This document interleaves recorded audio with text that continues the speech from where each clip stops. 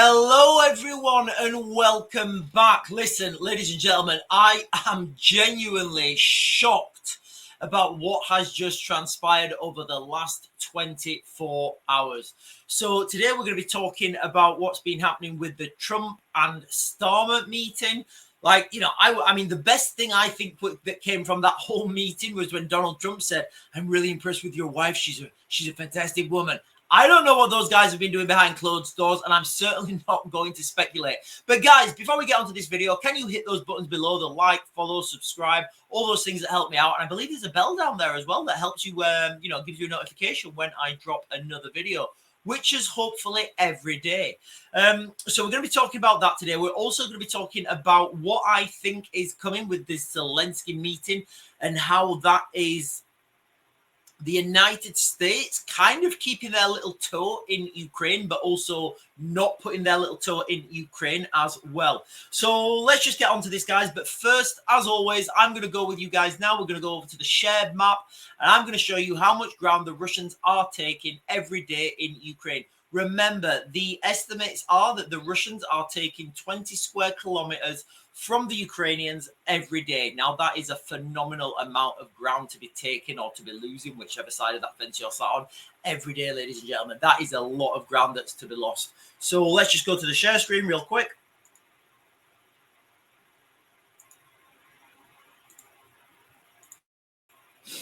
So obviously, map of Ukraine, the key town to focus on right now, ladies and gentlemen, is this one here of Pokrovsk. So this was the situation on the ground on the 27th of last month, so just over a month ago. I'm going to fast forward and let you guys see how much ground the Russians are taking every day. Now, this is not stopping, ladies and gentlemen. This is a constant move forwards. Now, if you look here, there's kind of a... You see, you've got to let the ground dictate your movement. So I think here they're using this, whatever this is here. What would you say this is? This is a train track. So I think they're securing this train track and using this as a handrail. I don't know. Maybe they're going to push forwards. Maybe they're not. Who knows? I guess only the commanders on the ground know. But that's certainly what it looks like to me on, that certainly looks like, that certainly is what it looks like to me. You're looking at this on the map. Anyway, guys, that is the situation in Ukraine. The Ukrainians are losing ground every day. And I keep saying, I've been saying this for such a long time, I don't believe that there can be a ceasefire, a peace negotiation, a peace talks, because right now it's literally just flat ground. And you imagine a big piece of flat ground. The Russians are taking more of that flat ground every day, because the Russians have got the front foot. Now, if the Ukrainians have the front foot, if they had more manpower, more machinery, more training, more capacity, they'd be pushing the Russians back, because there's no physical features there for either the Ukrainian side or the Russian side to form a defensive line behind. So either way, you can't really have you just can't have a ceasefire line in the middle of a field. It doesn't work. A perfect example of this is the Afghan-Pakistan border. It's something called the Durand Line. It was made by the Russians. Basically, they said, right, what's the range of the British weapon systems that are on these guard posts? They gave them the range of the weapons, and they said, right, we're going to put our border just outside the range of those weapon systems. Doesn't work, ladies and gentlemen. You go through towns, you go through cities, you cut communities off. You have half the community on this side, half the community on that side. They're still the same community, so it never works, ladies and gentlemen, just drawing a line. I believe that the only realistic chance for a ceasefire is if the Russians manage to push up to the River Dnipro, or if the Ukrainians manage to push the Russians out. I don't think the latter is very likely.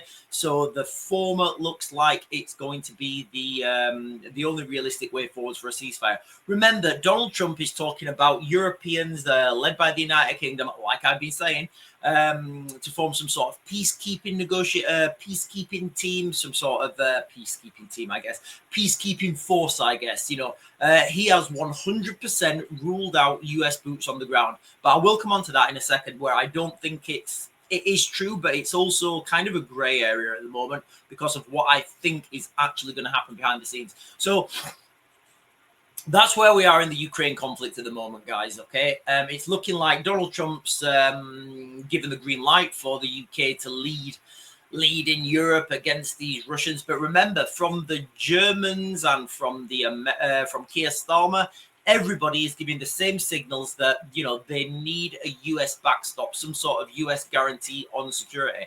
They would have been needing that if they were confident that they could defeat the Russians on their own, which I've said many, many times that they can't. Remember the analogy I give. You know, you have your best football team in the world, you know, all with their shiny boots. They've had the best food, the best training, you know, the best 11 stood there. And then the team that they're going to play, 1,000 people come out. They're poorly trained. They've not had the right food. Half of them have got the right football boots on. Half of them are wearing trainers. And the other half of them, I know you only get 3 halves in a hole. Then the other half of them have not even got trainers on at all. Which one of those teams do you think is going to get the ball in the back of the net the most? It's a no-brainer. It's purely a numbers game here, guys, okay? I don't believe the European army as it stands at the moment has the capacity to fight the Russians and push the Russians out. You would have to have changes. You would have to bring in conscription. You would have to potentially get a migrant army where you exchange citizenship for military service or military service for citizenship. Anyway, that does look like what is panning out in that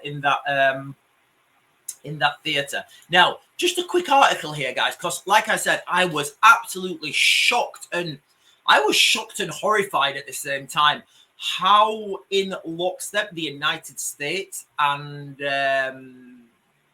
the UK were. So again, I'm going through this little bit of an epiphany at the moment when I'm starting to see all these things happen at the same time. So I'm just going to read this article, guys, okay? Meticulous planning and soft power. And I'll put these links in the description. Meticulous planning and soft power. How Starmer secured wins for the UK at Trump meeting. He secured wins, guys. He really did. I thought Trump was going to tear up the Chagos Islands. I thought Trump was going to be very negative towards him. I mean, I guess, you know, as the head of state, Trump left that to J.D. Vance. But you can, I was genuinely shocked and horrified how much in lockstep the United Kingdom and the United States were. So Keir Starmer traveled to, in fact, you know what? I think as a big softener, you know, I think Keir Starmer handing President Trump the letter from the King, the invitation from the King. I think that was a big, it was kind of like when I was in the military and I knew I was going to get in trouble, you know, and I'd not been told. It was just, you know, get Raven up to the office. You know, I would always go with a gift. I'd always go with a gift. If I knew I was in trouble, I would always go with a gift up to the office. I'd just go into the office. I don't know, might be a crate of whatever, you know, I don't know, whatever you think a crate would be, that's it. You know, I would go with a crate and say, hey, guys, I've just brought this. I just thought you might be thirsty in the office. I know it's hard work here. And once you give someone a gift, it's very difficult for them to shout at you. It is. It's very difficult for them to shout at you. Maybe take that to your work life. So I think that's what happened here. I think Keir Starmer went over there with a gift to try and lessen the blow, shall we say. But like I said, guys, I was shocked in what happened. And I thought it was very funny when Donald Trump said, I've met you a couple of times. I'm very impressed about your wife. I was like, what's been going on behind these closed doors, guys? Anyway, listen, I'm not going to speculate. Relieved is an understatement. That's how one senior government figure described their mood as Prime Minister, his Foreign Secretary, and the number 10 team left the White House, having cemented Keir Starmer and President Trump's personal relationship. Ladies and gentlemen, what do I always say? It's the interpersonal relationships. I didn't see this one coming. I thought it was going to be the opposite, where you're going to have, you know, an impasse, a non-working deal. But what's actually happened is we're having the same outcome with a different, with different ingredients now. So where are we? So Keir Starmer and President Trump's personal relationship secured a commitment to NATO, the prospect of a trade deal that could spare the United Kingdom from tariffs, and the presidential nod on the Chagos Islands. So when we're talking about these trade deals, ladies and gentlemen, again, I should probably do a separate video about this, but I just want to touch on this again. In the United Kingdom right now, we are coming up to hard times. It's happening, ladies and gentlemen. We are coming to hard times. In April, I've given you guys a list of all the companies that are going to have to raise their prices. You're going to see companies going bust. You're going to see mass unemployment coming. Not exactly on April the 1st, but Might take a month, might take 2 months for that to, might even take 3 months for that to filter down and actually see the movement on the high street. But what do I always say? You know, times of adversity are also times of opportunity. Right now, ladies and gentlemen, there is times of opportunity coming. And always and again, it sounds counterintuitive. It sounds counterintuitive that times of adversity would be times of opportunity. You're like, what does that mean? That no, Sean, times of prosperity are times of opportunity. Yes, they are, but also times of adversity, because you're going to have people going bust. You're going to have US suppliers looking for US vendors in the United Kingdom. Vice versa, you're going to have UK producers, although there's not many, that export to the United Kingdom that have gone bust, and people are going to be looking for new options, new outlines, new innovations in industry, in manufacturing, in services. This is all coming, ladies and gentlemen. For the majority, it's going to be negative. But for those people, and this is not financial advice or business advice, I'm certainly not qualified to give anyone the amount of money I've lost over the years.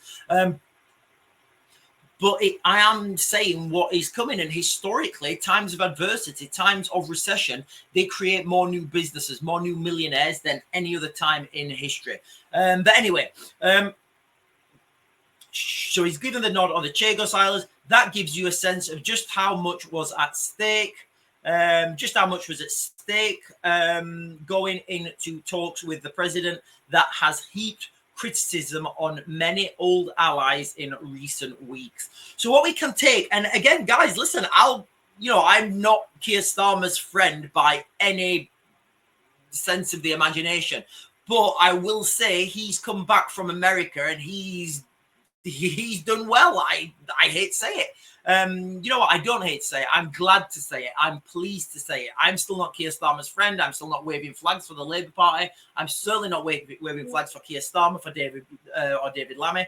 But, he has done well on this meeting. Now, President Vladimir Zelensky, is going over to the United States today. I think there's going to be some overlap, whether there is or there isn't. I don't know, but I would suspect that they're going to have some sort of meeting because, why wouldn't you? Like, how often can Keir Starmer go and meet with Zelensky? Well, it's very difficult for Keir Starmer to travel out to Ukraine. He has to get on, you have to travel to Poland, then you have to get the train from Poland to Kiev. That's like a 12-hour trip in itself from Kiev to, from Przemyśl. I think that's where they'll go from Przemyśl to Kiev.